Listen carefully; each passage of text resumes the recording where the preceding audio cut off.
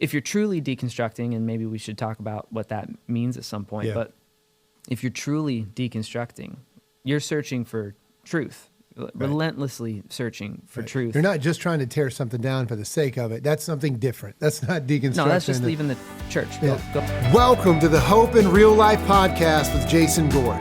Our team is passionate and committed to bringing you more hope in the everyday, real areas of your life. If this conversation and content is valuable for you, please do us a favor. Like, subscribe, and even share. You never know how valuable it could be to share a little bit of hope with someone else. Let's get the conversation started. Welcome to this episode of Hope in Real Life podcast, and I'm here with my good friend Ben Foote, who, depending on how we roll the episodes out, they've already heard one episode with you, or maybe they haven't yet. Who knows? But if you don't know, Ben is a good friend of mine, also a pastor, a teacher, a dad, and a husband. And, you know, I use this regularly when I try to explain people. You're just one of the most normal guys, down-to-earth guys that I've ever met in my entire life. I completely respect that about you.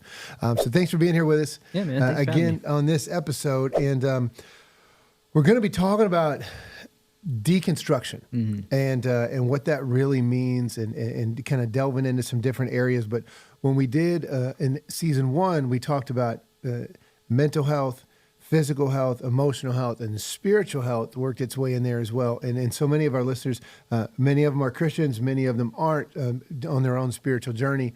And so we thought, man, let's just take some time and recognize what's going on right now. What is this idea of deconstruction? Is it beneficial? Is it unhealthy? How do we interact with people that are going through it? And so I just love to start out by asking, you know, for the sake of our viewers, for the sake of our listeners, Ben, why is this topic of deconstruction important to you? This is like, I'm super passionate about this and about doubt. Really, deconstruction in my mind is people who grew up in the church who are now doubting. The fancy word for that is deconstruction, you know, and the people who didn't grow up in church just call it like I doubt. I don't believe any of that stuff, right? Yeah. And I'm passionate about it because like I did that myself. The term deconstruction wasn't like in vogue when I did it, you know. I did it myself. I felt like there were very few Christian people around me that were cool with it, which made it a harder process, you know. But ultimately, at the end of the day, like I don't get to where I am today without walking through some really, really heavy doubt and searching for truth in the middle of it. And it came with you know, it's kind of almost like an adolescent, like flipping the bird to the church phase, you know? Right. But like I made it through that and made it through this doubt to where I am today. And I just believe that like some people, not everyone, but some people have to walk through that. And I'm passionate about it because I just feel like the church in general, like it still doesn't like know what to do with it, how to handle it. And so what's interesting is because I agree with you, and I think there's a lot within the church. Like the moment you say deconstruction of the faith, you hear nervousness, you hear fear, maybe a bit of anxiety, and you're kind of saying the opposite. You're like, hey, it's possible that this idea of deconstruction could lead to a better place for a lot of people. Can you talk about that? Dude, that was the biggest gift in my spiritual life was deconstruction and doubt. Yeah, it can get you to a better place.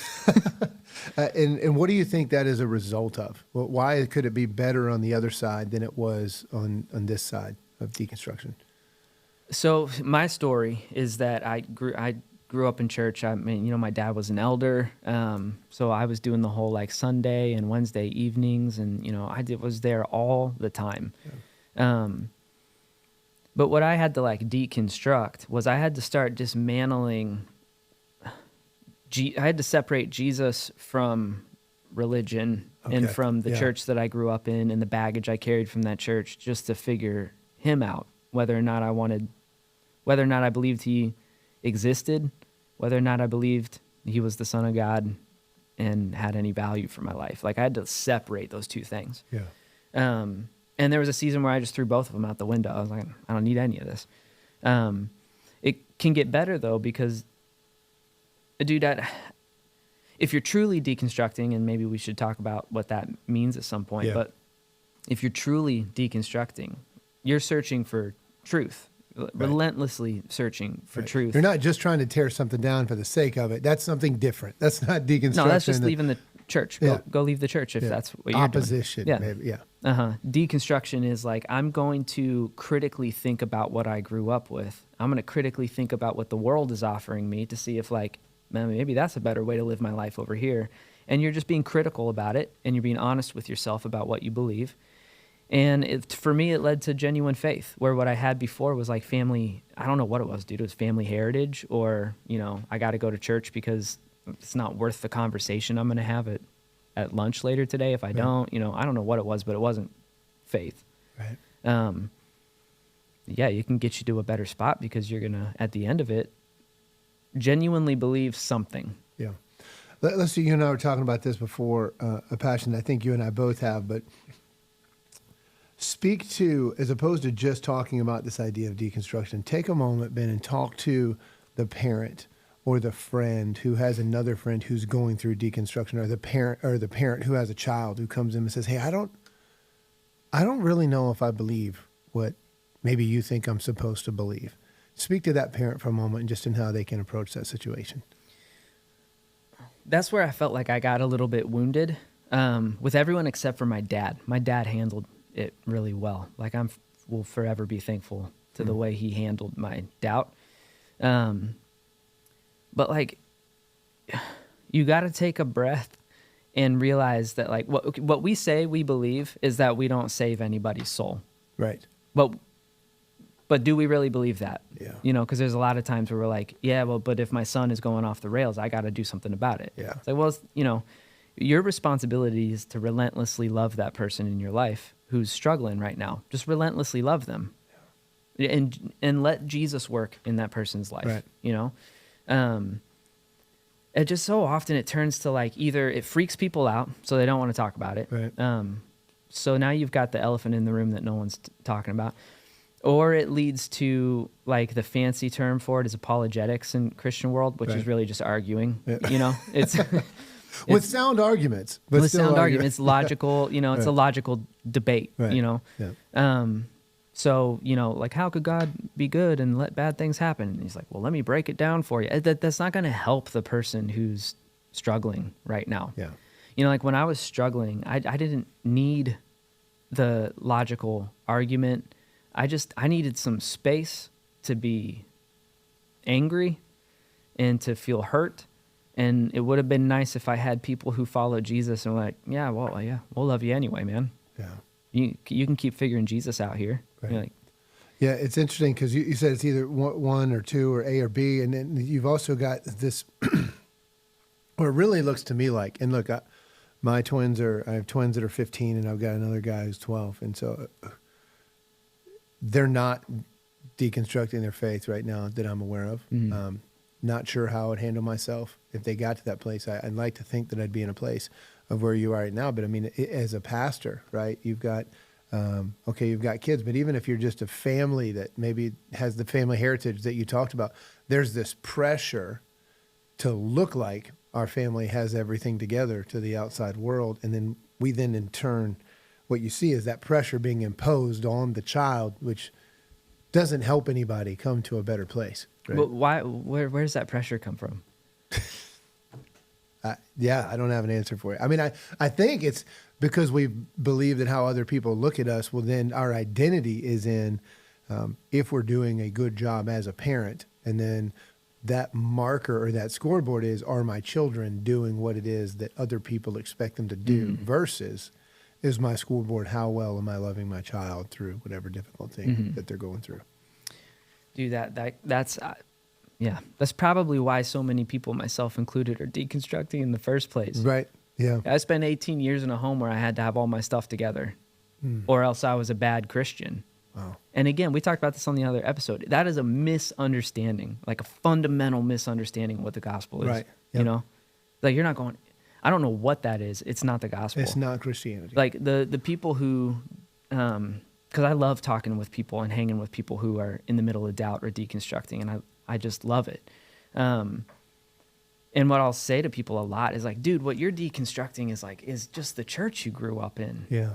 Or it's that Sunday school leader who was just a jerk. Right. Clean up my language. Well done. Well done.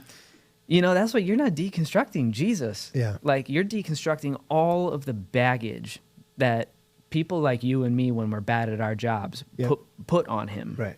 And I tell people, Can I just tell you that? That's one of the things, like, if I have a fear in leadership, I mean, it's kind of the same thing as a parent, but you're like, I hope I do a lot of things well, and then I hope the things that I do that aren't well, that aren't good, don't mess people up too bad. Right.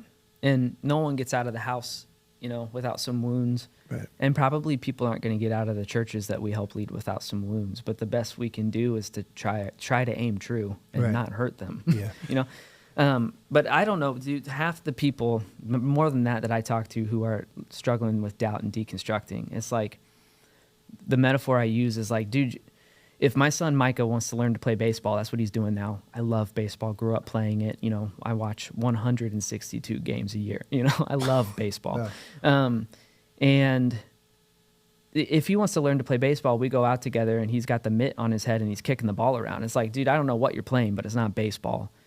And I don't know what people grew up in, but it wasn't Jesus-centric or Christianity, man. Who's your favorite baseball team? Cleveland Guardians. Cleveland Guardians. How's that going for you? Well, dude, they haven't won a World Series since 1948. 1948. I've been alive. You knew the year, though. Yeah, I know the year. You knew the year. 38 years old. I've not seen them win anything cool, dude. We are going to take a brief break from our show to let you know about a resource that we are making available to you. If you're looking for a resource on personal development or spiritual enrichment, then you've got to check this out. It's a free tool. Now, free to our listeners. Free is good. It was not free for us to create, but free for our listeners. Made specifically for anyone who's looking for a bit more hope in their everyday life. Listen to the features: daily devotions, parenting tips, financial resources, marriage insights. There's even a community where you can share prayer requests if you've got things going on in your life, and you can see and know that other people are praying for you. This is going to be available in early January. We'll make sure everybody knows. Stay tuned. Keep looking for it. We'll have it out. But listen, tomorrow can be better than today, and hope is possible, even in real life. Let's get back to the show. I've got one of these questions written down. Is deconstructing trending? I was like, okay, yes, people are doing it. We're hearing about it. So let's put that one aside. Why? What are the reasons? What are the reasons? Because this could be good for people that might be in that place, like maybe really thinking through the why for them, or it could be valuable for people who say you are a follower of Jesus. Like, you need to be aware of why other people would be doing this. So what are some of the reasons? The term's trending, but people have been doing this forever.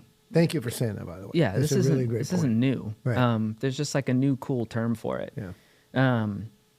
So people have been doing it forever. I think that the reason the term is trending, and maybe it feels like there's more people in that like young adult age range who are doing this, I think has two big reasons. One of them is the internet just gave us easy access to all kinds of different worldviews. Yeah. And that's even different from my time. Like, the internet, when I was like at the heart of deconstruction or doubt, like, it was still the thing that you had to do. It made all the noises when it started. It took forever to get on. Wasn't worth it. Right. The page is going ding, dong, dong, dong, Yeah. dong, dong, dong. Right. So I had exposure to the worldviews of people who just happened to be around me. And now it's like, man, you can go engage in anything you want. So the sandbox got bigger for the way that you can think and view the world. I think that's one key piece. And another thing, dude, is our politics in America are out of control. Yeah. And there's been this inbreeding, in my opinion. I'm not saying this is Hope Community Church's opinion. In my opinion, there's been this like really gross inbreeding of Christianity and politics that has rightfully made some people go like, I don't know if I want anything to do with this. Yeah. So I think those are two big kind of key factors for why it seems like it's happening more than it did even just 10 years ago. Yeah, and I think I'd add a subset to that one, or it could be his own point of, like, how about the church just not well representing the things of Scripture or the things of Jesus, And so whether that looks like, hey, it seems like the church should probably care for those inside of its community, not just be inclusive like that, and we don't see that. Maybe we need to deconstruct that. Or, hey, leader made a bonehead decision, so the church is just filled with hypocrites. Well, I mean, kind of. That's kind of maybe not hypocrites, but again, the basis of Christianity is recognizing we don't have our stuff all together. But then there's this, yeah, but you said this and they did something else. And so I think that people see that, like, wait a minute, maybe there are some things that we need to deconstruct. You said in our pre-production, I didn't realize this, but I said, I'll introduce you as a husband, as a dad, as a friend, as a pastor, and we moved on. I said, yeah, you haven't written any books yet, just kind of joking around. And you said you're actually in the process of writing a book or thinking about writing a book. Or tell me a little bit about that. Well, that sounds loftier than it is in reality. I'm kind of just writing my thoughts down, and it's for someone really close to me that I love and care for who is starting to throw her faith out the window. And so I'm just kind of writing my own thoughts down. There's, like, if you go and look at books for people who are deconstructing, it's pretty much on two pretty extreme ends of the spectrum. One of them is like, here's why it's a great idea. You throw this whole thing out, right? And I'm not going to offer that book to her. Right. And then the other end of the spectrum is real clinical apologetics. Yeah. It's like, well, here's why your doubts are, unfounded. And it's like, well, that's not really connecting with the heart of this person that I know really well who's struggling with her faith. Yeah. So it's a family member that I'm just kind of writing my own thoughts down about faith for. Yeah. If you had somebody that was deconstructing, and some of this may or may not be in those thoughts, but if we do have a listener that is deconstructing, especially coming from someone who's been there and has gone through that and seemingly, it sounds like, enjoys talking to other people that have, what advice would you give them? I would tell them that what you are doing right now is faith. And everyone else says it's not. What you're doing is faith. Work it out in fear and trembling. Like, be honest with yourself. Where did Jesus ask for blind faith? Where did he ever ask just like, shut up and just do what I'm telling you? Yeah. He didn't. And he hung with these disciples for every day for 3 years. One of them just straight up betrays him. Another one, Peter, betrays him. Yeah. Like, he denies him a couple times. Thomas, of course, is like, I don't believe it. I don't believe this happened. Like, I need to, not till I touch his wounds. Like, he spent a lot of time with these three guys every day. Right. Very different than going to church every week. Like, they ate probably dinner with him. Probably closer to Jesus than some of us are, like physically with Jesus. Yeah, and part of their journey of faith is doubt. Yeah. Like, what you're doing is faith. I'm sorry that the church tells you it's not. It is. And the way Jesus reacts to all of those people is in grace and relationship. Yeah. What's he do the first time he sees Peter again after Peter denied? He makes him breakfast, dude. Yep. Come eat waffles with me. Yeah. He's not sitting there going like, until you have a few key points figured out and a few stances you've taken based on what I say is true, we can't be in relationship. He doesn't say that. If we're being true to the text, I think it was fish, not waffles. But I mean, I just want to, waffles would have been better, man. It would have been I have to deconstruct that. Jesus was keto. He was not doing the whole. How about resources? I mean, it doesn't sound like you got a lot because you said one's over here and then one's over here. I would say, like, you need to go find. I know that most Christians out there are really uncomfortable with what you're walking through, but that's not all of us, man. Yeah. Like, you've got to find someone that you can ask these questions to. Like, email me, man. Like, even if you don't know me, you live on the other side of the country, like, find someone. That's badbaseballteam@gmail.com. Yeah, is that perpetual losers. We'll put a way to reach out in the show notes. Yeah, do it. And so, I would say the same thing, man. I would say if you're beat up on the church, if you're deconstructing that, like, don't look for a building, don't look for a model of religion, but find a person that. I believe at the end of the day, if you're seeking truth, if you're truly seeking truth. I believe, in my belief, right? I know your belief is that Jesus is the truth, and I believe if you're seeking, you're going to find. But find someone who is actively seeking that you trust, that you believe, like, hey, they don't act like their life is perfect, but they do have something to them, and there is something to their faith, and they're just going to love you right where you are. and be willing to walk through this thing together and just see what God does. And someone you can ask questions to who doesn't feel like they're going to have all the answers all the time. Yeah. It's okay if someone, like, find the person who can say, like, I don't know, man, let's go figure that out together. Yeah. But don't throw Jesus out just because his people suck sometimes. Right. Yeah. So here's what I'm hearing. If I kind of summate and highlight out here, number one, man, deconstruction can be a healthy part of your faith journey. Yeah. So here are two guys that are doing their best to follow Jesus, to love their families well, to serve their communities well, who can say, no. Doubt can be an incredibly important part. Deconstruction, if we want to use that word, can be an incredibly beneficial part of your faith journey. So don't hear anything other than that. Look to reconstruct in a healthy way, but man, engage this setup. So that's one. The other thing that I heard at the beginning is if you're a parent or if you're a friend of somebody who seemingly is doubting, who is going through deconstruction, be really careful in how you interact with them. Don't necessarily try to prove them. And you can have conversations, but above everything else, love them. Mm-hmm. You know, I mean, the Bible even says you should always have a reason for the hope that you have, but it also says to do so with gentleness and respect. Yeah. And those are all aspects of love. So 2 things: embrace it if that's your faith journey. And then 2, let's make sure that we're loving people really, really well along the way. One other quick thing that I'd say is key is you have to be honest with yourself. And so because of that, you have to construct something. Right. Okay. Now my hope and prayer is that you construct a worldview and a way of life based on Jesus. I love that for you. It works. It's the only thing out there that I found that works. Yeah. But you have to construct something.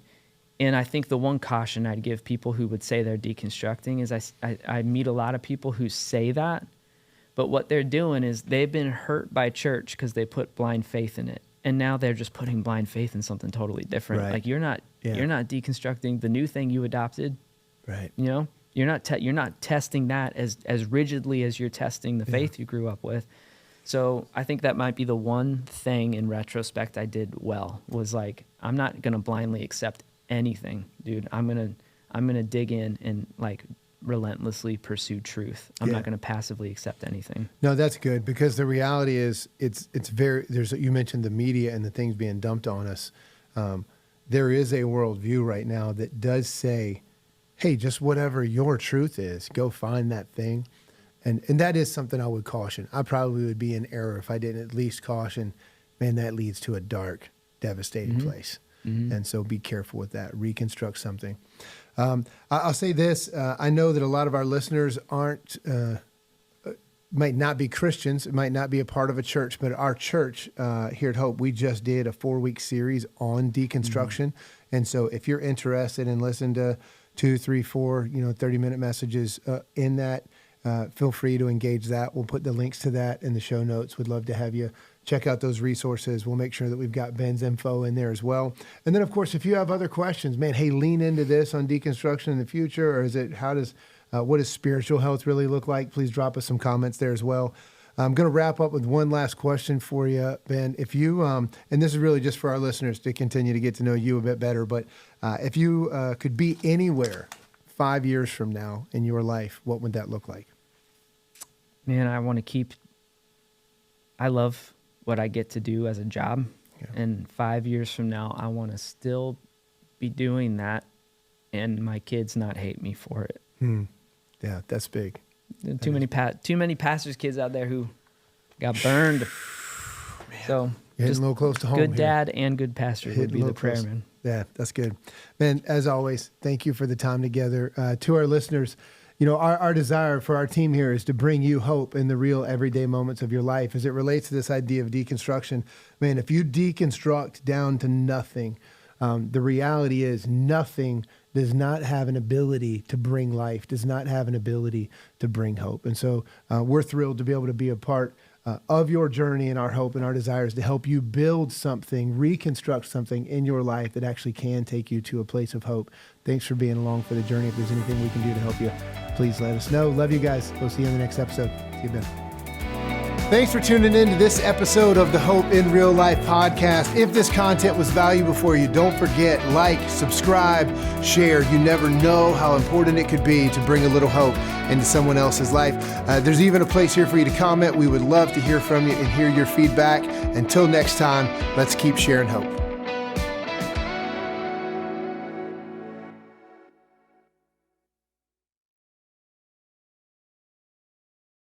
Well, hello, Hope in Real Life family. We want to give you an opportunity to celebrate the true meaning of Christmas at one of our family-friendly Christmas Eve services. Now, I know you folks are all over the country here, but online at gethope.tv, we will have our Christmas Eve services at 6 p.m. and 8 p.m. Would love to have you tune in and join. It's a family-friendly affair.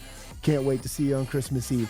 Having said that, if you are in or around the Triangle, we would like for you to be our very special guest. We have 20 services between December 21st and December 24th across 4 or 5 different locations in and around the Triangle. So to find which location would best serve you, go to gethope.net/Christmas, and that's where you get your they are free tickets, but it just lets you know which service to attend and where there's space. Again, we'll put that in the description, gethope.net/Christmas. We would love to see you in person at one of our services on Christmas Eve. Can't wait to see you. Merry Christmas.